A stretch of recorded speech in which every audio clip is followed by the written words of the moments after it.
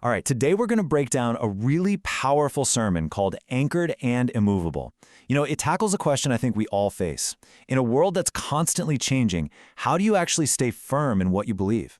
The sermon from a pastor named Nathan McLean uses this incredible metaphor to get at that question. So let's dive right in. So the whole thing kicks off with this really intense image. Just imagine you're off the coast, way too far to swim back to shore.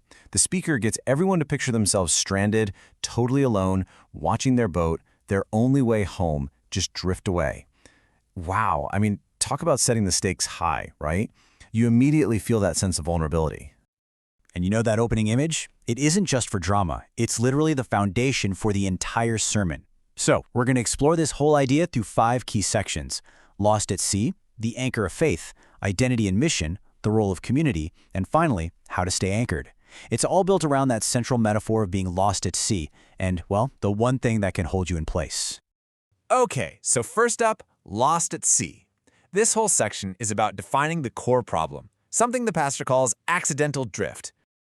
Now, to make this idea really hit home, the sermon tells this crazy true story about 2 spear fishermen over in Australia. So they anchor their boat, they go down for about an hour-long dive, and when they come back up, their boat is just this tiny speck on the horizon. It's gone. What happened? Their anchor rope came loose, and the current just silently pulled their lifeline away from them. Can you imagine that feeling? Luckily, another boat came along and rescued them. So obviously, this story isn't really about fishing, right? It's a metaphor for life. And the pastor uses it to ask this really big question to everyone listening.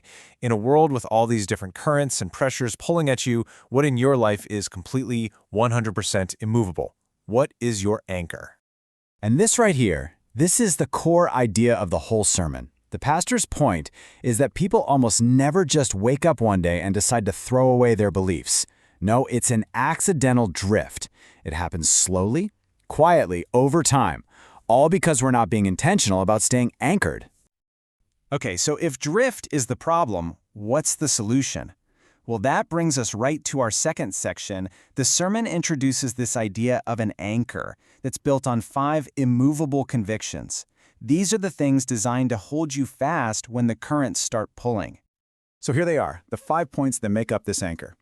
Who Jesus is, who I am, what I'm sent to do, who I do it with, and finally, how I stay anchored.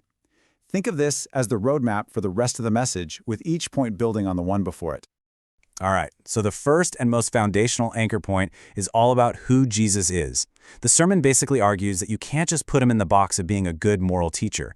It's just not an option on the table. Why? Because the things he said about himself, like, claiming to be the Son of God, were so radical that they forced you to make a choice. He was either a liar, a total lunatic, or he was exactly who he said he was, Lord.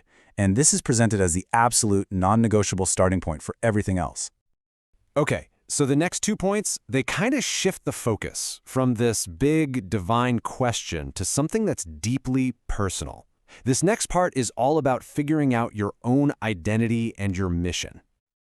So anchor point number 2 is being immovable in who I am. And what the sermon means by that is your personal calling, your purpose. The core idea is pretty simple, actually. If you want to commit to something really important, that's your yes. Then you have to get good at saying no to all the other stuff that can pull you off track. The pastor has this great phrase for it: growing your no to bless your yes. So discipline isn't about being restricted, it's about protecting the things that matter most. Next up is the third anchor, what I'm sent to do. This ties directly into a really key concept in Christianity called the Great Commission. And the sermon is clear on this. This isn't framed as just some friendly suggestion. It's presented as a core part of a believer's mission and purpose in the world. Now that whole mission thing can sound, well, pretty intimidating, right? So the sermon uses this great analogy to make it feel more approachable. It says that a believer's job isn't to save people, that's God's job. Instead, your role is to just be a signpost.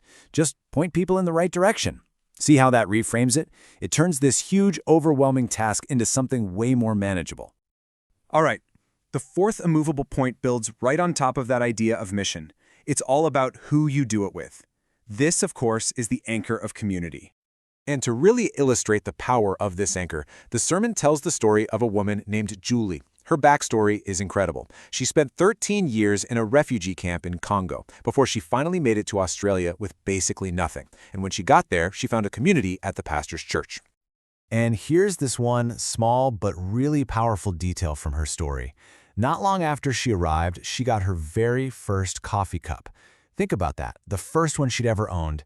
And even though she had next to nothing herself, she immediately started pouring everything she had, her time, her energy, into that new community, just welcoming people and building relationships. But the real point of the story comes a little later. Julie was in a serious car accident, and that same community she had poured so much into, they instantly mobilized to help her, like an army of people. So the sermon's argument is crystal clear. A strong community isn't something you just stumble upon. It's something you build. The investment you put in is exactly what makes it a strong anchor when a crisis hits. And that brings us to our final section, how to stay anchored. This is the really practical how-to part of the sermon. It's all about the daily habits that actually keep that anchor from coming loose in the first place. The fifth and final anchor is a commitment to consistent spiritual habits, like prayer and reading. And the sermon is really careful to frame this the right way. It's not about doing things to earn God's love or anything like that. It's just practical maintenance. It's the work you have to do to keep your convictions strong, kind of like how an athlete has to train every day to stay in shape. And this quote really just brings the whole message full circle. Faith doesn't drift overnight. It drifts when our convictions become loose. Remember the fisherman's boat? It didn't sink, it just drifted away. And that's the warning here. Losing faith is almost never some big dramatic event. It's usually a slow, quiet drift that happens when those core convictions just start to loosen up a bit. Ultimately, the sermon lands on this really beautiful idea, which it borrows from the author C.S. Lewis. The whole point of being anchored isn't so you can just stay in one place forever, totally static. No, it's about creating a stable foundation so you can go on a lifelong journey of becoming. It's all about continuous growth. And so, we're going to end this breakdown right where the sermon started, with a question. But this time it's a little different. It's a challenge not just to think about what's immovable in your life, but to maybe ask yourself what might have already started to drift. What in your own life might need to be re-anchored?